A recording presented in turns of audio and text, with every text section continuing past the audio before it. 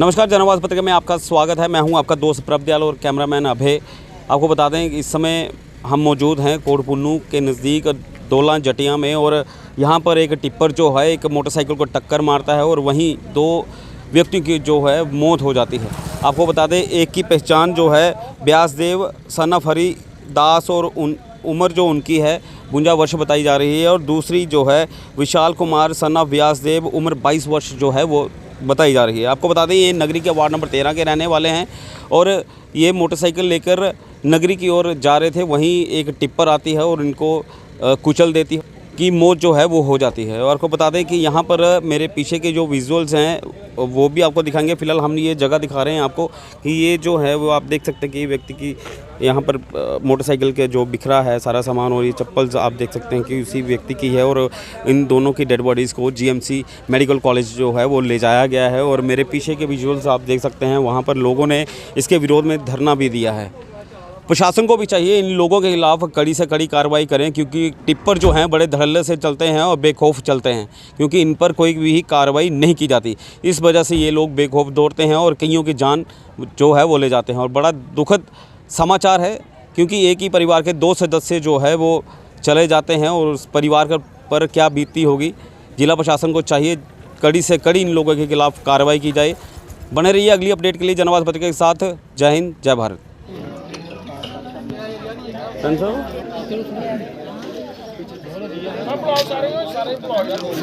मुर्दाबाद मुर्दाबाद district administration मुर्दाबाद मुर्दाबाद मुर्दाबाद मुर्दाबाद मुर्दाबाद ट्रैफिक विभाग मुर्दाबाद नहीं चलेगी नहीं चलेगी गुंडागर्दी नहीं चलेगी नहीं चलेगी नहीं गुंडागर्दी नहीं चलेगी नहीं चलेगी नहीं चलेगी लेना बंद करो बंद करो बंद करो हफ्ते लेना बंद करो बंद करो बंद करो डाक मुर्दाबाद मुर्दाबाद मुर्दाबाद ट्रैफिक विभाग मुर्दाबाद मुर्दाबाद मुर्दाबाद ट्रैफिक विभाग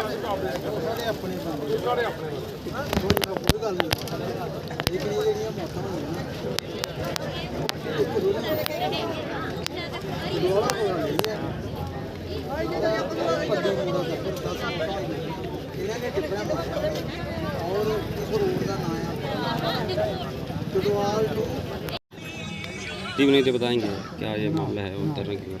देखिए, हम आपके माध्यम से ये बताना चाहते हैं, पिछले लगभग 5 साल से करीब इस रोड के ऊपर रोज़ दूसरे तीसरे महीने के अंदर अंदर कोई ना कोई ऐसा इंसिडेंट रहता है जिसमें कोई नौजवान साथी मारा जाता है।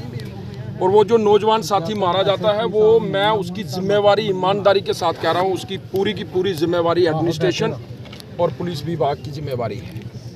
वो लड़के मरना, किसी का बेटा जाता है, किसी का भाई जाता है, किसी का बाप जाता है, लेकिन पुलिस डिपार्टमेंट और दूसरे कंसर्न जितने भी डिपार्टमेंट इसके साथ जुड़े हुए हैं, उन सभी डिपार्टमेंट्स के लिए ये एक कैजुअल बात हो गई है कि मर गया तो मर गया, रोड है इसके ऊपर लोग मरेंगे भी। अफसोस की बात है कि लगभग पिछले 5 सालों से हर एक ब्लॉक दिवस में, हर एक पब्लिक दरबार में, चाहे एडमिनिस्ट्रेशन का कोई अधिकारी हो, चाहे पुलिस का अधिकारी हो, हमने ईमानदारी के साथ उनको कहा है कि इनके ऊपर कंट्रोल करना, इनकी स्पीड के ऊपर अंकुश लगाना और इस रोड की सेफ्टी को ध्यान में रखते हुए कार्रवाई करना पुलिस की, गृह विभाग की और एडमिनिस्ट्रेशन की जिम्मेवारी बनती है।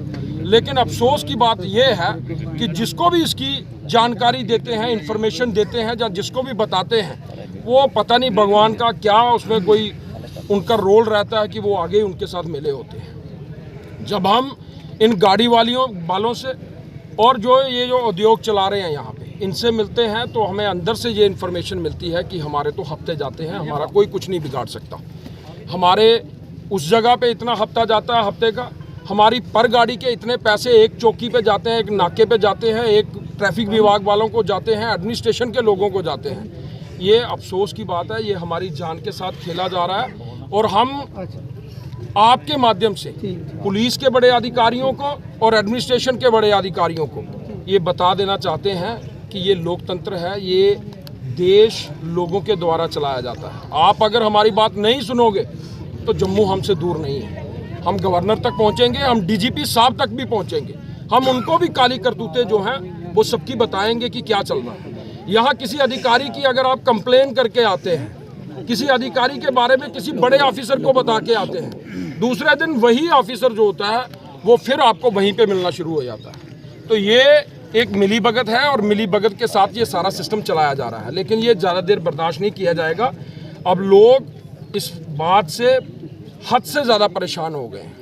हम लोगों हमारे बच्चे सुबह रनिंग करने के लिए इस रोड के ऊपर नहीं चल सकते हैं, ना शाम को कोई इस रोड के ऊपर चल सकता है। इतनी बुरी दशा हमने पिछले 5 सालों में नहीं देखी जितनी बुरी दशा इस वक्त चल रही है। और ईमानदारी के साथ कह रहा हूँ, जिम्मेवारी के साथ कह रहा हूँ, 5 साल हम लोग सरपंच रहे, 5 साल हमारी पंचायतें रही, लेकिन 5 साल के बाद अगर सबसे बुरा अगर इस वक्त सिस्टम चल रहा है तो मैं कहता हूँ ये पिछला 1 साल जो है ये सबसे बुरा चल रहा है, जिसमें किसी को लॉ एंड ऑर्डर की कोई किसी को परवाह ही नहीं है और ना लॉ ऑर्डर के ऊपर कोई बोलने को राजी है। कह रहा हूँ मैं जिम्मेवारी के साथ कह रहा हूँ, जो बात कह रहा हूँ, लगभग एक सिर्फ कोटपुनू चौकी है जो चौकी डायरेक्ट रोड के ऊपर नहीं है। कोटपुनू के आगे जितनी भी चौकियाँ पड़ती हैं अपना कूटा तक, जो डिस्ट्रिक्ट कठुआ का यूरिसडिक्शन है, वहाँ तक जितनी भी चौकियाँ हैं सबकी सब चौकियाँ जो हैं वो रोड के ऊपर हैं। और ये डंपर टिप्पर ओवरलोड बिना तिरपाल के, आप इस वक्त रोड की कंडीशन देख सकते हैं, आए दिन रोड के ऊपर आपको बजरी मिलेगी,